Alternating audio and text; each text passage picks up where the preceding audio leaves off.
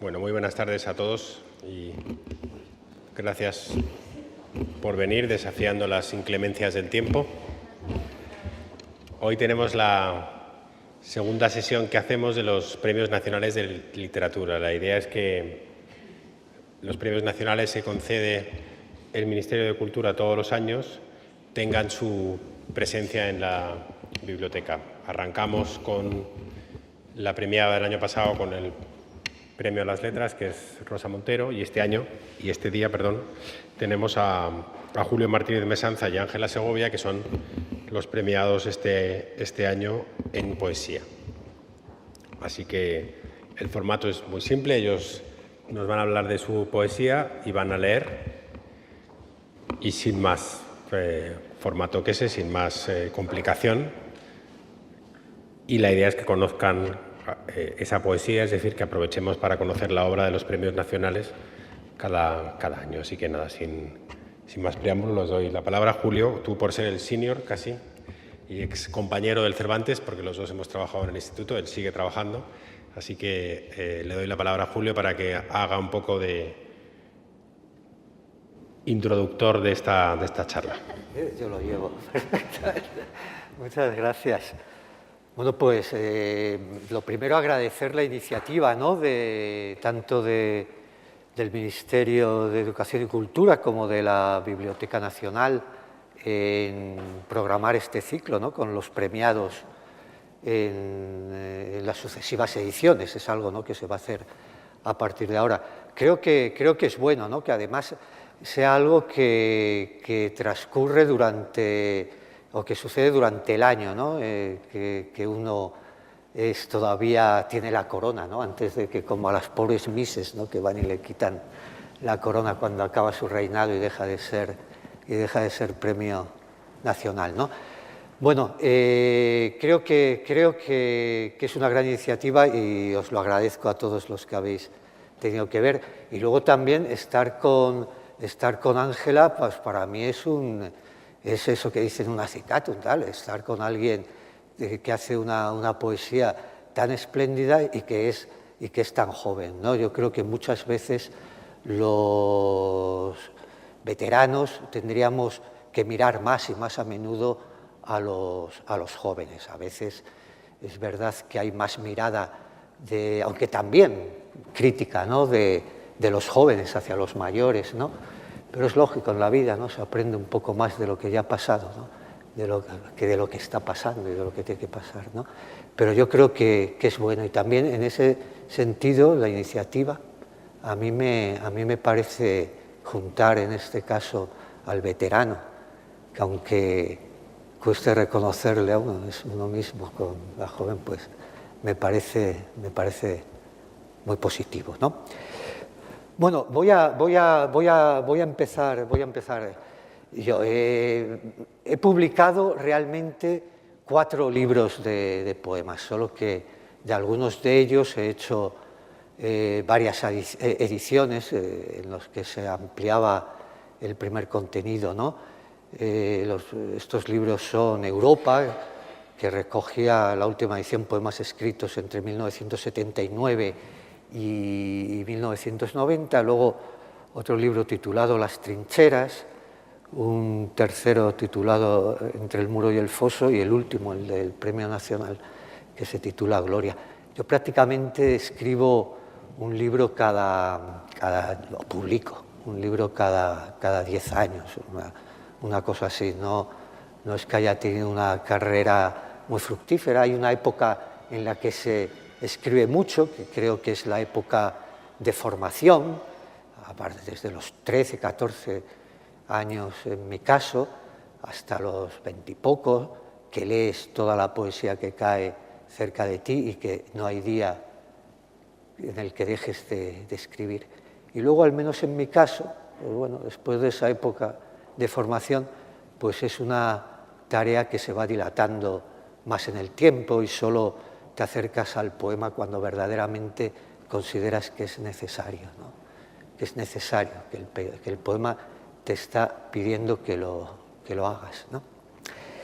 Yo voy a leer primero un poema de mi segundo libro, de las trincheras. Los poemas no suelen, a lo mejor hoy leo algún poema largo, pero es raro en mi obra encontrar poemas demasiado largos. Suelen tener todos, no sé, entre 8 y 15 versos más o menos, ¿no? Este poema se titula Preferencias. Ni las cumbres sublimes, ni los ríos que no han sido ensuciados por los hombres, ni los palacios, ni las blancas ruinas de los templos antiguos, ni los dioses de mármol o de bronce iguales todos, ni la alada Victoria, ni un Bugatti, y menos aún la música y la danza con sus amanerados celebrantes. Ninguna de esas cosas y de otras tan admiradas por los más sensibles y que tienen que ver con el buen gusto, me proporciona una impresión profunda. Si acaso los hangares en desuso, las estaciones fuera de servicio, el laberinto de las fundiciones, el brumoso extrarradio, un descampado en el que solo puede comprenderse la perpleja tristeza de los hombres y los ríos que arrastran su miseria, oscuros, majestuosos y solemnes, y las descomunales escombreras. Ahora te toca a ti, Ángela. Vale. Bueno, pues muy buenas tardes. También quería agradecer a la organización pues haberse preocupado por hacer estos actos, estos encuentros. Bueno, cuando me invitaron, siempre que me invitan a participar en algún tipo de acto, conferencia, charla, etc., me suele pasar que me quedo pensando intento como que las cosas que estoy pensando en ese momento respecto a mi trabajo, ¿no? Las cosas que estoy investigando, como que tengan que pensar cómo podrían esas cosas reflejarse en ese acto al que me han invitado de alguna manera, ¿no? Para que sea productivo no solo en la parte creativa, sino también en una parte ensayística o reflexiva del trabajo de escritura, que yo creo que está bien que existan juntos, ¿no? Porque se animan el uno al otro. Y bueno, por eso, estos días, estaba pensando en esa pregunta que siempre hacen los periodistas, seguramente te la han hecho un montón de veces, ¿cómo empezaste a escribir, no? Es una pregunta que yo no sé si alguna vez te dejan de hacer esa pregunta. Hombre, no siempre la hacen, pero es verdad que se repite. Se repite bastante, no, es cierto. Pero ¿de esa forma formulada así o parecido? Sí. Parecido, ¿no? Sí, o sea, pero como ese remontarse a los orígenes del autor, ¿no? Que, o sea, como si hubiera una especie de chispa que hubiera motivado esa conversión, ¿no? a la escritura o al arte, ¿no? Y bueno, es una pregunta que yo creo que de alguna manera, como las preguntas que suelen repetirse, se puede convertir en tópico y también puede hacer que la reflexión que se haga a continuación se convierta en una especie de mito fundacional personal que se repite y que se va alimentando y que de alguna manera pierde veracidad, ¿no? Pierde realidad. Entonces, yo estaba pensando en esta pregunta y dije, igual está bien hacerse esta pregunta de veras, o sea, intentando huir de ese mito fundacional y pensando, pero ¿cómo es la formación de un escritor? ¿Cómo un escritor se hace? Y entonces escribí un texto que no voy a leer entero porque el ritmo es otro, ¿no? Pero me gustaría leeros algunos fragmentos. Voy a empezar con uno y después leeré un poema. El texto lo había estructurado en forma de una serie de descubrimientos. Y entonces, es como cronológico, ¿no? El primer descubrimiento que hice antes de saber que me dedicaría a escribir, fue el sonido de las palabras, ¿no?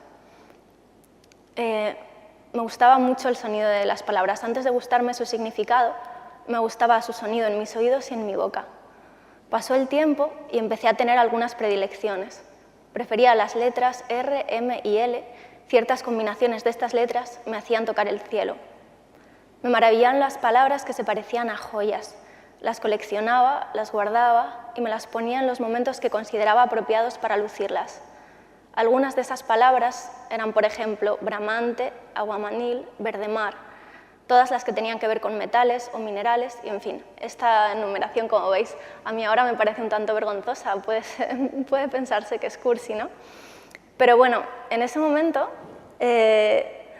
bueno, creo que de alguna manera agradezco a esas palabras joya que aparecieran, porque bueno, eran rarezas que no se podían usar en la vida normal, ¿no? Porque ¿quién va a usar la palabra bramante cuando está cenando con sus padres en la cocina, ¿no? O cuando está en el patio, ¿no? Con sus amigos en la escuela? Bueno, pues no se usaban. Eran palabras llave, palabras código que daban acceso a una realidad en la que a mí me parecía que todas las formas tenían una intensidad, unos colores y unos contornos mucho más marcados. Y ese espacio era un espacio en el que a mí me gustaría vivir, ¿no? Y ese fue el primer descubrimiento. Y bueno, ahora voy a leeros un poema. No sé si hasta qué punto estos descubrimientos se reflejan en la obra de uno, pero bueno, de alguna manera creo que sí. Bueno, a ver, la verdad es que no había seleccionado muchos textos. Bueno, este es bastante sonoro. Noches rurales. Accidentes de weekend. El suicidario o el asesino. Nunca antes vi un arma de verdad. Nunca antes vi o sí vi una cabeza estallar. Dos tipos de flujos vi salir, uno oscuro y espeso, otro brillante rojo y transparente. Y al otro lado del viso, un mar helado hace voces, un niño quiere ser niña, la niña quiere fugarse y es pura risa. Luego sucede, ver al de antes y qué de antes es, ver al de luego, tatuado el cuerpo, alineado con otros y qué de luego es, ver el sol acatado, ver sus restos de gin, de ron, de sal, su diente helado, su confort, su maldad, su olor a estaño, y salen los rociados, amándose en los pradíos, como una canción del pasado, gritada al sol, gritada al sol, gritada al sol. Yo voy a seguir un poco con el orden cronológico. Voy a leer un poema de mi tercer libro, de Entre el muro y el foso. Mi alma quiere tener las claras rectas. Mi alma quiere tener las claras rectas de los desconcertantes arsenales, y en su interior la música compleja y los sonidos limpios del 18, la ansiosa melodía inacabable que vuelve y cambia siempre y cambia y vuelve. Mis ojos vieron para mi alma el Neva, la plaza del comercio y Conde Duque, y para mi alma oyeron mis oídos total eclipse y una cosa rara, para mi alma, la inhóspita y abstracta. Decía algo al hilo de lo que decía Ángela. Me ha gustado mucho lo del mito fundacional, ¿no? Sobre la historia que de contártela a ti tantas veces al final te la crees. No quiere decir que no sea cierta, ni mucho menos, pero es un hecho. Y es verdad que todos nos hemos contado o hemos embellecido tal vez, ¿no? Nuestra manera de iniciarnos. A veces era, en mi caso, así, era sentir al escribir la misma sensación que sentía al leer cosas que incluso no comprendía, ¿no? Porque tenía una edad que a veces no comprendes. Un poema, yo no sé, de la generación del 27, no tienes tampoco a los 13 o a los 14 años, o para entender verdaderamente un poema de Claudio Rodríguez o de José Hierro, ¿no? que eran relativamente jóvenes cuando yo empecé a escribir, pero no lo que te cautiva es esa extrañeza, ¿no? Del sonido, de aquellos sonidos. Y por eso me ha gustado mucho lo que has dicho, porque creo que es algo que compartimos mucho, ¿no? Y también eso, la exageración final, ¿no? Con respecto a la creación de ese mito, está muy bien visto. Ya te dejo a ti. Bueno, pues voy a continuar con mis descubrimientos, si os parece. Bueno, el segundo descubrimiento que hice, bueno, tiene que ver con, bueno, justo lo que tú decías, ¿no? ¿Qué va antes? Como la comprensión del texto, el sonido del texto, ¿no? ¿Qué va antes, la idea o la forma?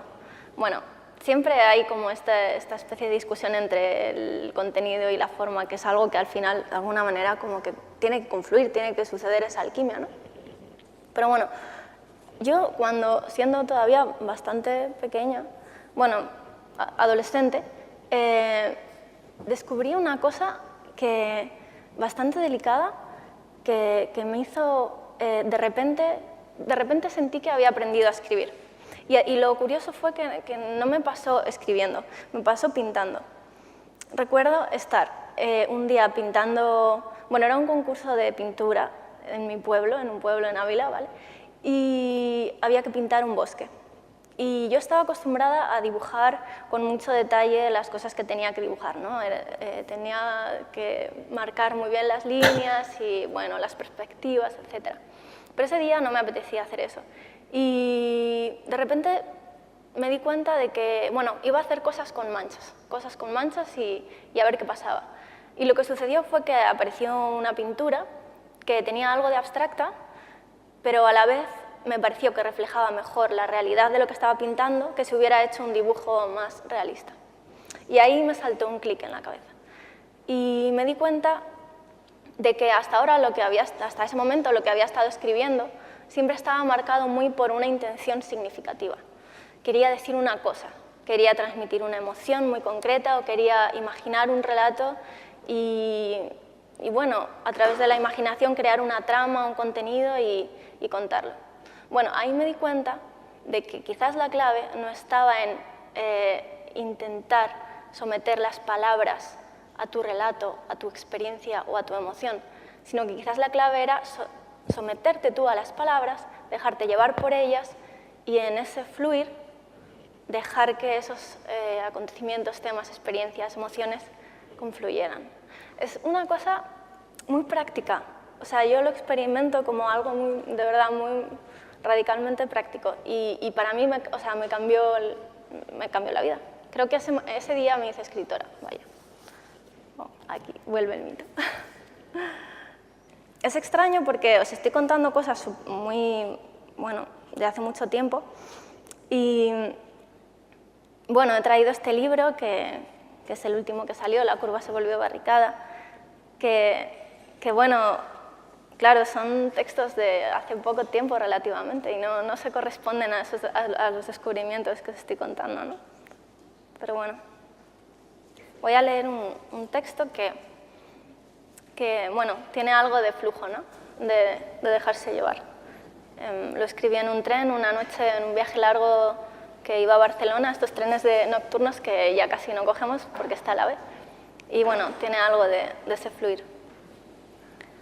Lo más raro que sé. ¿Cuál era sinceridad? Venirnos a nacernos acá, entre las fábricas puños. Un vaho milimétrico borda, un segundo el río. No es la noche que avanza, son los raíles que van contra el morir del tren. Creí que el bar sería uno lugar de esos elegantes, uno lugar de tibio ilumin a la hora que salgas, que tendría tendidos centrismos y luz. Dice, creí que el bar sería uno de esos elegant places. Quise un gin, lo quise así, con todo, me lucí. Ni modo ni el apuro, hacía el auspicio de viejas de cráneos, de hiperpobladas cabezas, sus pelos reteñidos, sus manías ocupacionales. ¿Y no estaba aquí el sitio mío? ¿No estaba por aquí? Sonaban frases, golpes, un ritmo así que larga el vidrio, sonaban frases, golpes, golpes. Al ruinoso, enfabricado fondo, puños hacia la ilumen, ilumin, esa que se mueve. No es la luz que se mueve, somos nosotros, es el reflejo que va contra el morir del tren. Creí que sonreirían, que llevarían chalecos de sastre, color vino los guantes, la barra enmaderada, oscura, oliente. El humo de un cigarro expandiría sus brotes. Sería rico de ver así, con nubes grises el cristal se fuma, nocturno de ser, deserto de la lenta mueca. Una copa habría sido lo más. Que borracha me encuentre el día, si me encuentra, me sentiré agradecido. Y al calor tuneloso se abre en rojo, en blanco, se abre en rojo, en blanco, quien quiera, sus mortuorias dormideras del tren, sus perros flacos, sus íntimos movimientos de recolocar asientos, sus cuerpos son bultos sueltos, el túnel blanco, rojo, blanco, el túnel rojo, blanco, el túnel blanco, rojo, blanco, el túnel rojo, blanco, el túnel blanco, blanco era, sí, yo creo que era blanco. Voy a pasar a leer un poema precisamente ya del último libro, de Gloria. Es un poema que tiene detrás de él una anécdota que puede parecer trivial, ¿no? Y es un poema muy raro en mi caso, escrito casi de un tirón, ¿no? Con un esquema que se repite mucho a lo largo de lo que pueden considerarse estancias, aunque no aparecen así dentro del poema, no aparecen diferenciadas, ¿no? Se titula Les Ombrels.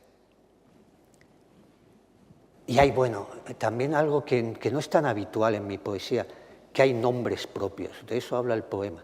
Hay nombres propios y hay ciertos nombres también de autores, aunque muy conocidos, que lo pueden emparentar con el llamado culturalismo, ¿no? Al que yo asistí prácticamente a las exequias ya por mi edad, ¿no? Del culturalismo. Pero bueno, nombres propios, nombres de la cultura y una anécdota detrás. Si yo supiera, como Luis Alberto, hacer poemas con los nombres propios y que cada uno de esos nombres propios evocara con fuerza quien lo lleva, escribiría aquí Virginia y Silvia y pondría Santiago en este verso para evocar con ellas la hermosura, para evocar con él la gentileza. Si la noche no hubiera sido extraña y tuviese en el alma Leopardi, diría de las luces de las barcas como vagas estrellas en las olas, de las barcas lejanas y perdidas en el cansado mar de las preguntas, para evocar con ellas la tristeza, para evocar con ellas la esperanza. Si la noche no hubiese terminado en un jardín cerrado y con insectos, si frente al mar hubiese terminado junto al ladrido fiel del oleaje, si Europa me dejara indiferente, si al corazón me hubiese hablado Horacio, para salvar el tiempo que no vuelve, para salvar los nombres y los rostros. La verdad es que el tema de los nombres es un tema, es un gran tema. Además, muchas veces, claro, la persona no está obligada a conocer. A veces cuando son nombres propios de personas, que si más son tus amigos, la gente dirá, bueno, ¿y estos quiénes son a mí? ¿Qué me importa? Hombre, luego los nombres, si Leopardi, dice Horacio, lo que sea, pues se supone, pero también alejan a veces a los lectores. Es difícil, lo de jugar con los... Sí. Hacer amable a los nombres propios es algo complicado. Sí, o sea, puede ser interesante, a mí me interesa cuando a veces los nombres hace que también surjan como personajes en el texto. Y entonces como que el texto poético, aun siendo lírico, abre un espectro hacia lo narrativo de alguna manera, hacia ciertas ficciones. Bueno, es que el tema del nombre, a mí, bueno, he estado investigando mucho sobre esto a raíz de mi tesis, que no sé si algún día terminaré. Pero bueno, la idea del nombre es un asunto que forma parte de gran parte de la filosofía del siglo pasado, ¿no?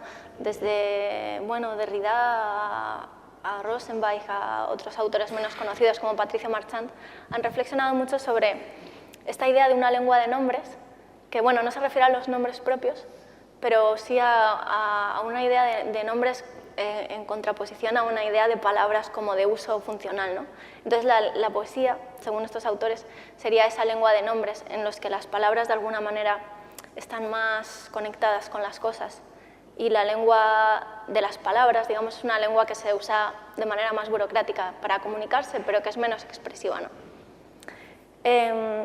Bueno, esto es un tema muy interesante. Y yo también voy a leer un poema con nombres. Con nombres. Sí. Bueno, cuando estaba terminando este libro, me faltaba por escribir un poema. Y yo sabía que ese poema tenía que escribirlo, pero bueno, no sé, sabía cómo tenía que ser. Porque hay dos personajes que de alguna manera habían formado parte de este libro, pero de una manera un tanto enigmática, o sea, escondida, ¿no? Y esos personajes eran Dylan Thomas y Bob Dylan. Por distintos motivos, estos autores me interesaron o me aportaron cosas a la hora de escribir el texto. Y yo había imaginado una escena en la que Bob Dylan y Dylan Thomas se reunían y hablaban. Y ese era el último poema que quería escribir para terminar el libro. Finalmente salieron dos poemas. Es una escena que sucede por la tarde y otra escena que sucede por la noche. Como son largos, voy a leer solamente el primero en la tarde. Bueno, no sé si sabéis que Bob Dylan se puso ese nombre porque le gustaba mucho Dylan Thomas. Bueno, no sé si tanto, pero bueno, había leído unos poemas suyos y le habían gustado. Y cuando estaba pensando en cambiarse el nombre de Robert Allen Zimmerman y leyó estos poemas de Dylan Thomas, pues decidió que se llamaría Bob Dylan. La escena dice así. «Pues me pagas», dijo Dylan. «Pero tú me lo diste, Dylan. ¿Cuántas veces voy a tener que explicártelo, man? Apura o perderemos la barca. Y lo siento, pero no tengo dinero para pagarte». «Ah, pues al menos págame con un buen whisky. Al menos págame con toda la noche». «Sí, pero no tengo un duro», dijo Dylan. «¿Y para qué quieres esa guitarra, hijo?» Pero Dylan miró a los lados y no vio su guitarra. Normal, porque no la había traído.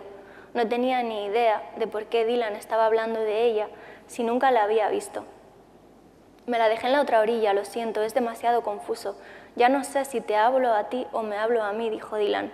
«Lo siento, pero no tengo dinero para pagar». Y el viento golpeaba contra su paso. «Hay una chiquilla al fondo del faro, de nombre Polly. Tienes suerte de que no te hayan robado el nombre, pequeña Polly», le dice Dylan mientras se saca los guantes. «Mira, Polly, Polly, Polly, ¿lo ves? Ahí está, brillante, alrededor de tu cabeza». Y se pone junto a ella dando patadas a las sogas de las barcas. El viento hace hablar a las hierbas de las junturas. No dicen nada bueno, todo es normal. Se oyen los gritos de los borrachos por detrás. Un aro ilumina la ventana. El vestido de Polly que tiene florcitas. Dylan le pica el hombro con su dedo de gusano y dice: «Qué pena que no lo envuelven las flores, qué pena.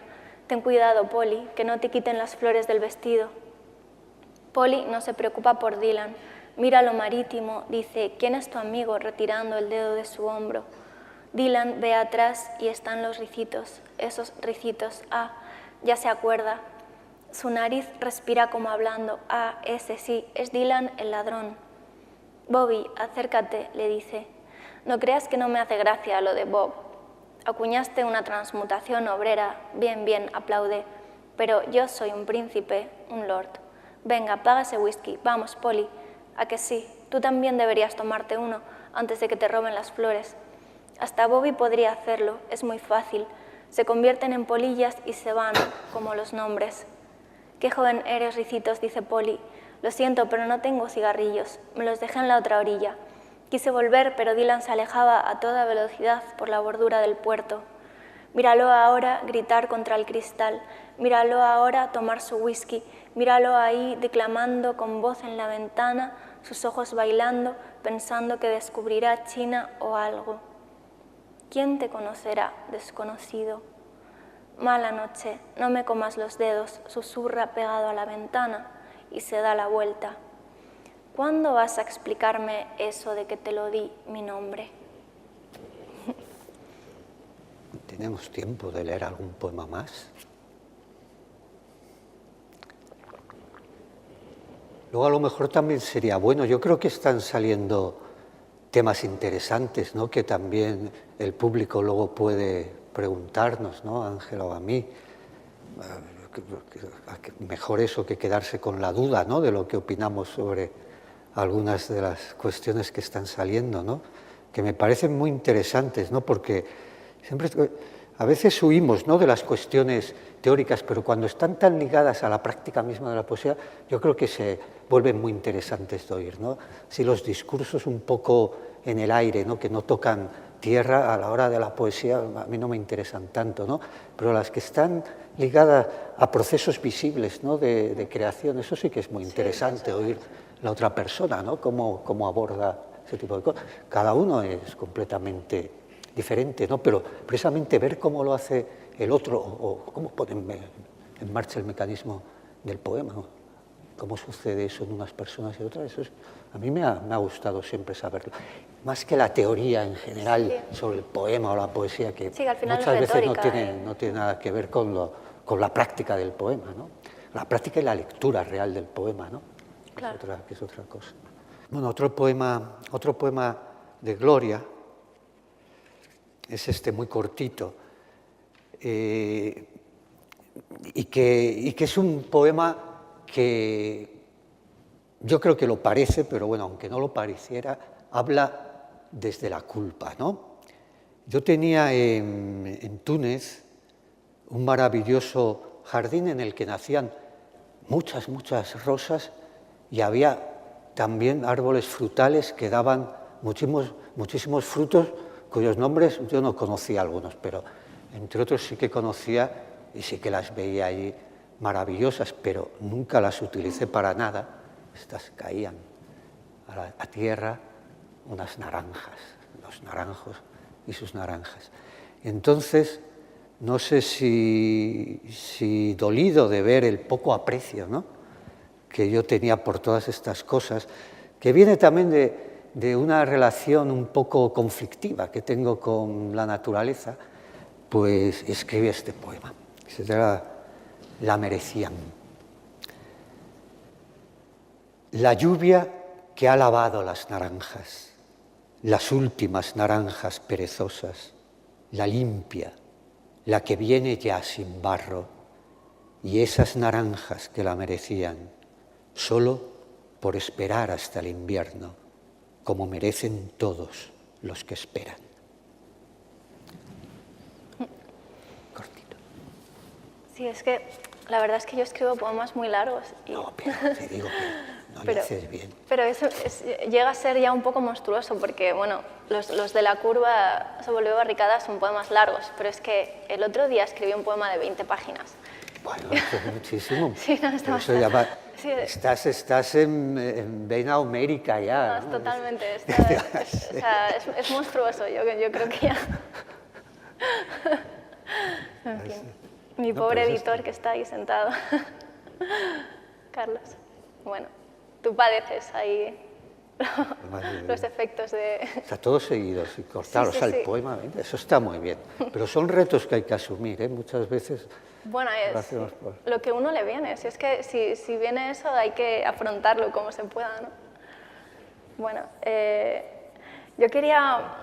Bueno, voy a hablar de otro descubrimiento. Y voy a sacar también el tema de Europa, porque además creo que tú escribiste... Sí, mi primer libro se llamaba así. Un libro que se llama Europa, y bueno, quizás por ahí también hay más conversación que podemos tener.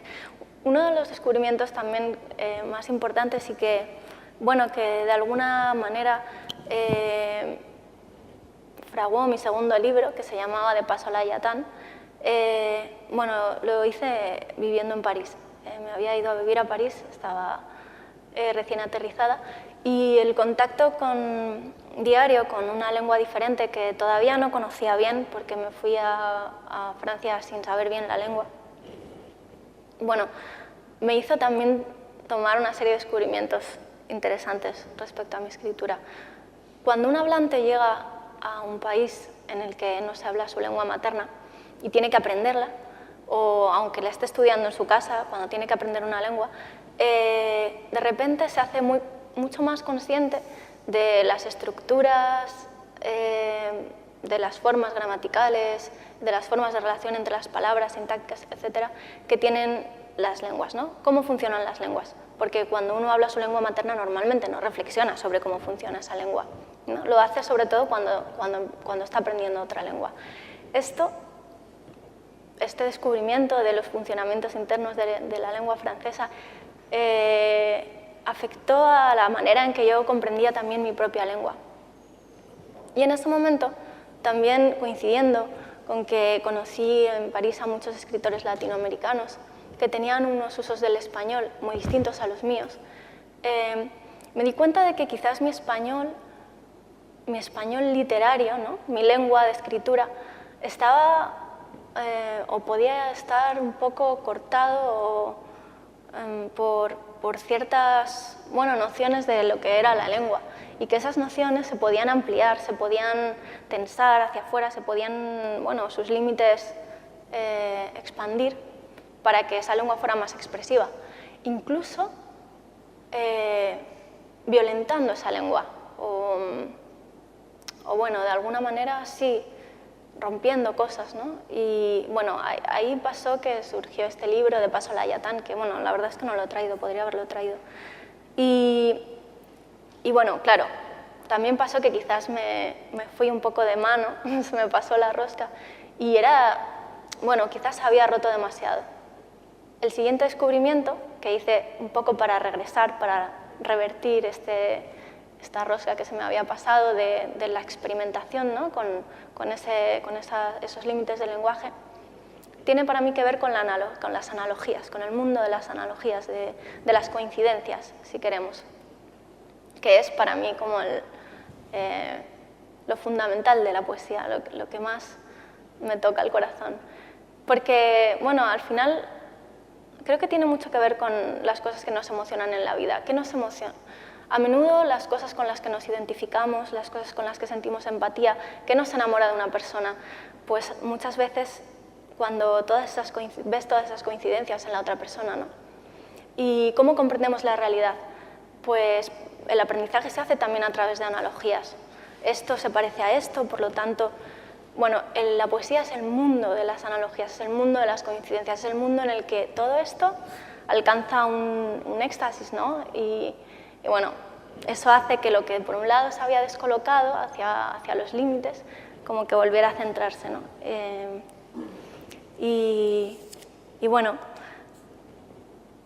Iba a leer un poema de estos poemas de parisinos, pero creo que voy a leer un poema que más tiene que ver con esto que os digo de las analogías y que en cierto modo se puede considerar un poema místico.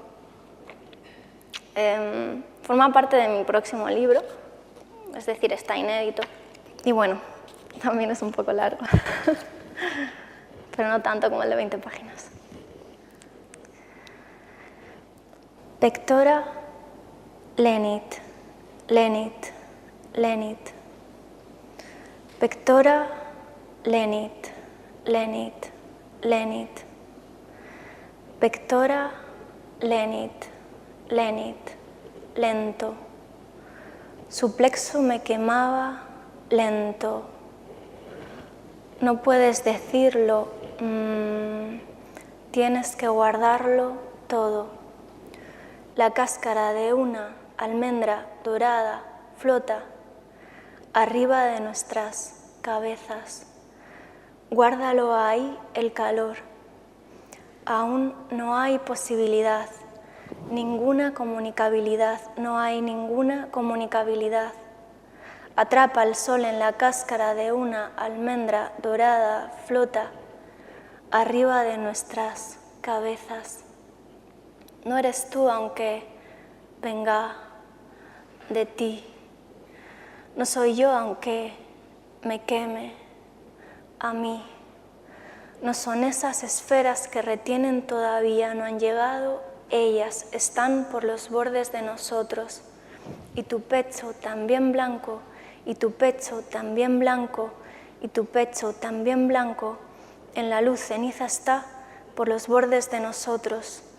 Habla mucho, pero tú no hablas en él habla a la fuera de ti, a tu través. Es normal tener ese M. Si me coges la boca hacia abajo, medra el calor, pierde, pero es bueno. Guárdalo ahí, el calor. Levanta el ojo, gira en lo alto. Lo necesito ya, pero lamento ese momento en que sucede. La luz tenía fantasmas. Tú lo viste, yo los veía alejarse y tú los veías quietos en el objeto. Quietos en el objeto es la cordura. Yo los veía acercándose a años luz.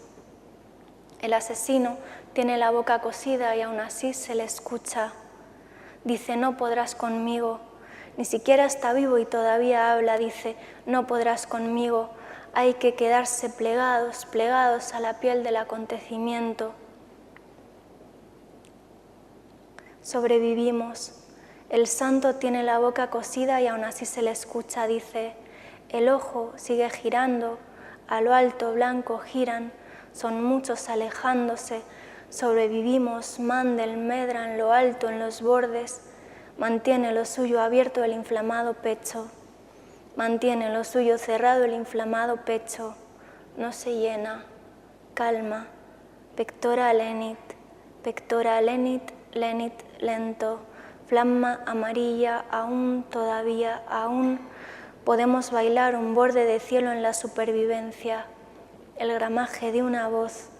El ensancharse de la almendra de tu cuello al paso de nosotros. No existe comunicabilidad, ninguna comunicabilidad. Existe solo una almendra dorada, flota arriba de nuestras cabezas. Guárdalo ahí, el secreto. Baila, mos. Baila, mos. Baila, mos. En ella. Creo que podríamos leer un poema más cada uno, ¿no? Y luego pasar a, si tenéis preguntas, ¿no? Y todo eso, ¿no? Fenomenal. Queda bien. Venga. Yo el poema con el que voy a cerrar es este titulado Porque no aprecias. Es un poema que tiene un rasgo que no suele verse en mi poesía, que hay una pregunta en mi poesía, quitando exactamente 2 poemas, este y otro, no aparecen las preguntas. Es algo de lo que me di cuenta después de que ya llevas escritos muchos poemas, ¿no? ¿Por qué no hay preguntas, ¿no? en mi poesía? Aquí hay una, es un ápax, se dice, ¿no? Es una rara aparición, ¿no? en mi poesía. Porque no aprecias. No está en Jerusalén, ni en la vasija, cuyos fragmentos infinitos juntas y ya no se parece, y llamas Grecia. Está en lo que no sabes qué es y escapa. Llámalo música que vuelve y vuelve para decirte siempre que no vales, que no tienes valor porque no aprecias. Y está en lo extenso, en la ansiedad extensa, no en el lugar exacto en que te duele, y en la amplitud de las llanuras tristes, y en el pasado de los ríos lentos. Devorador de dones, ¿qué te queda? Lo último está, el devorador de dones es un robo a Hesíodo, vamos. Mi poesía está, a veces los declaro, otras no, pero están llenas de pequeñas rapiñas, ¿no? De la poesía de los clásicos, ¿no? Y esta en concreto es de Hesíodo, ¿no? El de devorador de dones. Es bonita. Bueno, pues yo voy a terminar también con un poema del próximo libro, que se llamará Amor Divino y que saldrá en otoño. También contiene preguntas también. A ver si descubrimos de qué es. A ver. Ahora me he quedado dormida. Caminaba y en la plaza vi un cuerpo que giraba, solo que no era un cuerpo que giraba, era el viento que giraba, solo que, bueno, no era el viento que giraba, era, mi Señor, era el mar infinito y casi no determinado de la conciencia, que giraba levantando las ramas de las araucarias, solo que no eran araucarias, mi Señor, ni eran piñones aquello que caían, eran chopos, espejeaban. Sus hojas decían ahora sí, ahora no, decían bien sí o bien no, decían otrora sí, otrora no. Se oía de lo lejos un ruido metálico tan delicado que podrías cortarlo con los dientes si pudieras tan solo ser capaz de morder un sonido. A continuación se desprendió la lona y cayó la imagen. La imagen no era una nada, era el amor. Se desprendió una ratio, un rezo, un arrazo, un vers y... ¿sabes qué imagen cayó? La imagen pura del amor cayó. Aquella imagen giraba, giraba en el centro de la plaza. Los niños la miraban, también ellos hacían círculos con los ojos y con sus pequeños piececitos y las lilas se despegaban de las junturas de los altares, de los misales y ascendían en bloque en el cielo, en el borde quemado de las araucarias, quiero decir, de los chopos.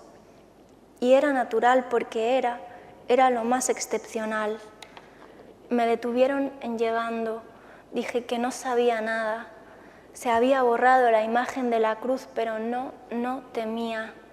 Lo pasado, pasado es, les dije, lo borrado, borrado queda. No se lamenten. Por último, vi 2 perros enormes reventar con sus músculos el aire. Azoradas sus mejillas en su viro, veíase el mar infinito y casi no determinado de la conciencia abrirse como un remolino y sus siluetas se plegaban y se desplegaban contra el morado del paisaje.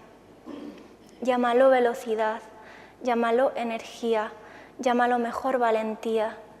Argumento es el brillo que desprendían. ¿Y sabes qué raza era? Digo, ¿qué rezo? Uno mestizo.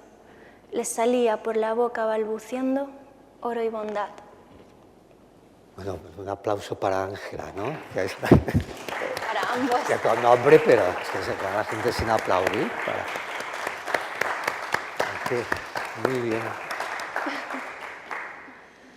Bueno, yo al menos he aprendido muchas cosas, ¿no? Yo creo que para mí ha sido un placer, ¿no? Oír la explicación de cada uno de, bueno, no de los poemas, sino lo que le ha llevado luego, y ya he elegido el poema ese determinado, ¿no? Y creo que vosotros, pues, lo habréis pasado igual de bien que yo aquí, ¿no? Hemos labrado además sí, bonitas confluencias. Sí. Yo creo que es fácil, ¿no? Cuando se practica el mismo deporte, al final encontrar el paso, ¿no? Es fácil, es relativamente fácil, pero también puede no ocurrir, de otra manera, ¿no? Pero sí, vamos, yo me he sentido muy cómodo, pero preguntad algo, por favor. Julio, ¿te cuesta más trabajo escribir ahora que antes o nunca te ha costado trabajo? A mí siempre me ha costado muchísimo trabajo. Vamos a ver, no trabajo, ¿cómo te diría? Una vez que el poema verdaderamente aparece, ya no me cuesta trabajo. Lo que cuesta trabajo es que el poema aparezca, cuesta tiempo sobre todo, ¿no? Una vez que aparece, es verdad que hay poemas que sí que te dan mucho más trabajo que otros. Hay algunos que nacen ya completamente como van a terminar al final y bueno, solo tienes que cambiar a veces una palabrita o algo, y otros que la verdad, sí, el poema está ahí, porque toda la música y la idea que te ha llevado a ese poema está, y está prácticamente escrito todo, pero ves que no es todavía el poema que quieres. Y esos poemas, sí que con algunos poemas yo he convivido 10 años y 12. Este, por ejemplo, que he leído de Quisiera tener las claras rectas, por lo menos estuve conviviendo con él 6 o 7 años y volvía a él de vez en cuando y añadía o quitaba, ¿no? Y es una cosita de 10 versos, ¿no? Pero, ya digo, lo difícil es que te llame el poema. el poema venga. Una vez que ya está contigo, ya te digo, a veces más trabajo, a veces menos, pero más sencillo. Lo difícil es que nos venga a llamar otra vez, ¿no? ¿Sientes lejanía con alguno de tus primeros poemas? ¿Cómo, Sí, ahora que sí, ¿cómo es esa lejanía? ¿Cómo la vives? Yo ahora mismo veo esta antología que recoge poemas desde el 82, imagínate, pues han pasado 36, si he hecho bien la cuenta, 36 años. Y sí que de algunos poemas, igual que a veces no es tanto porque hay otros de los escritos en el 82, 83, 84, con algunos no, con algunos siento todavía cercanía, pero otros sí, otros se te van, incluso no sabes ni cuándo, ni cómo, ni por qué lo escribiste, ¿no? Pero bueno, es tuyo y a veces sientes también, no sé si a ti te ha pasado ya, como cierta extrañeza con algo que hayas escrito hace 10 años y te preguntas, ¿qué mano me llevó para escribir? Porque yo no recuerdo. De otros tienes claro incluso las sensaciones físicas, ¿no? Sabes dónde estabas, lo que sentías, qué hacías. Pero de otros, a veces, vuelves a un libro tuyo en una lectura, porque hay poemas que yo me encuentro solo en las lecturas, ya que no he vuelto sobre ellos. Y digo, ¿y esto yo cuándo lo habré escrito? ¿No? Porque te has distanciado mucho, ¿no?, de ellos. ¿A ti te ocurre también? Sí, también. Bueno, de hecho yo ya no me encuentro con ellos. Ya ni te acuerdas los... Directamente. Sí, pero abres un libro y están ahí. Y a mí me ocurre cuando las lecturas, porque claro, tú no te lees a ti mismo, pero en una lectura si estás viendo a ver qué vas a leer y de repente dices, ¿esto qué es? ¿Qué es este poema que hay aquí? Pues es mío porque lo pone ahí, ¿no? Sí, sí, lo sabes, ¿no? Pero estás muy lejos, ¿no?, del momento, sobre todo eso, del momento físico, ¿no?, en el que lo escribiste, o sea, no tienes referencia. A veces no sabes ni dónde fue, y eso es muy grave, porque siempre hay un tiempo y un lugar, ¿no?, en el que, o varios, pero los tienes determinados, ¿no? Gracias. Bueno, yo quería decir que he pasado un rato muy agradable escuchando a los dos, que es un placer oírles, y bueno, quería preguntar a Julio, que he leído el libro Las trincheras y he encontrado una gran influencia de Homero. Si estoy... De Homero. Ah, bueno. Si estoy acertada o no. Bueno, yo creo que estás acertada porque yo creo que la influencia de Homero es universal y todos, aunque no lo sepamos, estamos influidos por Homero. Pero yo creo que ahí en Las trincheras hay más, por ejemplo, de la Biblia que de Homero. Hay más incluso me atrevería a decir, de Isaías, que es un Homero más auténtico muchas veces, no te digo ya Ezequiel, ¿no?, y sus grandes pasajes con una intensidad poética increíble. Yo creo que hay más de eso que de los salmos también, ¿no? Pero sí que hay de Homero. Pues hay mucho de Homero, hay de Esquilo muchísimo, del teatro de Esquilo, y hay, claro, de Virgilio, de todos ellos. Pero a veces yo no... Pero si a ti te ha parecido es que quizás sea la atmósfera esa del combate, ¿no?, de las trincheras. Pero en ese caso, quizá el otro libro, Europa, es un libro infinitamente más pagano, ¿no?, y más en el sentido de Homero, de la fuerza sin más, de la fuerza sin la empatía detrás, ¿no? Sin embargo, en Las trincheras hay, alrededor de esa violencia, alrededor de los asuntos bélicos, que yo siempre niego lo de épicos, digo bélicos o militares, sí que hay empatía, ¿no? Una empatía que tiene más es más herencia judeocristiana que herencia grecolatina, ¿no?, en mi caso. Pero bueno, al final todo está muy mezclado. Pero sí, naturalmente algo de Homero, sí. Quería hacerte dos preguntas, ¿no? Una, la importancia de la imagen, ¿no? ¿Cómo imaginas, de forma plástica, los poemas, si son cambiantes, si permanece la primera imagen. Y otra pregunta es, y es a los dos, ¿hay alguna diferencia de la poesía de un poeta que ve, que mira, o de un poeta ciego de nacimiento, ¿no?